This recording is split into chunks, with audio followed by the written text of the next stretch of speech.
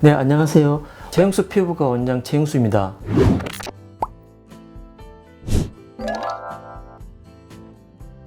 이 눈가 주름이 이제 특히 그 표정근 웃어가지고 많이 생기는 그런 주름 같으면은 보톡스를 시술을 하고 하는데, 눈 밑에 보면 이제 나이가 진행되면서 좀 돌출된다든지 또 뭐 쑥 꺼진다든지 이런 경우가 생길 경우에는 지방 재배치 같은 수술적인 방법으로도 이용하고, 눈 밑이 많이 꺼졌을 때는 필러를 또 주입하기도 하고, 그 외에 잔주름이 있다든지 이렇게 피부가 탄력이 떨어진다든지 이럴 때는 실리프팅 실을 이용해서 볼륨 실을 준다든지 또 당긴다든지 이런 실리프팅으로 어느 정도 또 해결할 수가 있고, 눈 주위에만 이제 시술할 수 있는 그런 레이저 장비들을 이용해서 눈 밑 탄력을 증가시키는 이런 형태 시술을 할 수가 있는데, 여기에 보통 많이 쓰는 것이 고주파를 이용한 그런 장비 중에 그 팁이 아주 작은 그런 스마지나 네로 팁을 이용한 그 울세라 같은 장비를 사용할 수가 있습니다. 여기에도 마찬가지로 이제 최근에는 조금 더 효과적으로 피부의 얇은 부위에 굉장히 정확하게 에너지를 전달시키고 할 수 있는 초음파 장비이면서도 깊이까지 들어가지 않는 진피적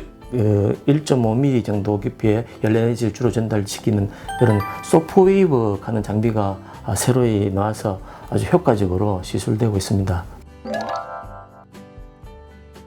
이런 시기에 이 피부 탄력을 증가시켜서 안 처지게 하는 그런 시술들이 이 스마지를 이용한 그런 고주파 장비나 초음파를 이용한 그런 장비들이 있었는데, 이런 장비들은 그 에너지 전달을 하려면은 굉장히 번거롭고 통증 같은 것도 문제가 될 수가 있는데, 소프웨이브 장비는 이런 부위도 시술이 용이하게 할 수가 있고, 또 정확한 에너지 전달로 해서 통증도 좀 적게 하면서 좋은 효과를 볼 수가 있습니다.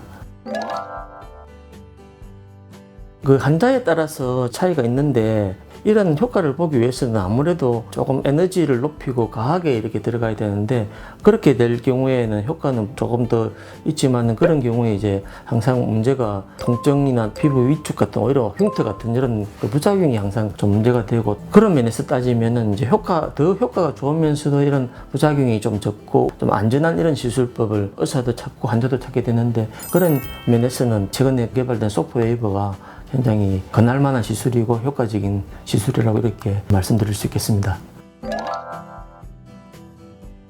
시술을 받고 나면은 열 에너지가 전달되기 때문에 더 추가적으로 뭐 과도한 사우나를 한다든지 그건 좀 피해야 되겠지만은, 실제적으로 시술 받고 나서 안구가 좀 건조해진다든지 이런 경우가 조금 있을 수 있기 때문에, 너무 건조해진다 싶으면 뭐 인공 눈물을 좀 사용하고 안정을 취하는 것이 필요한데, 대부분의 경우에는 부작용 없이 큰 불편함 없이 시술하기 때문에 크게 우려할 바는 없는데, 간혹 이제 그런 경우를 호소할 경우에는 아까 말씀드렸듯이 그런 것들만 조금 피하시면은 큰 문제가 없겠습니다.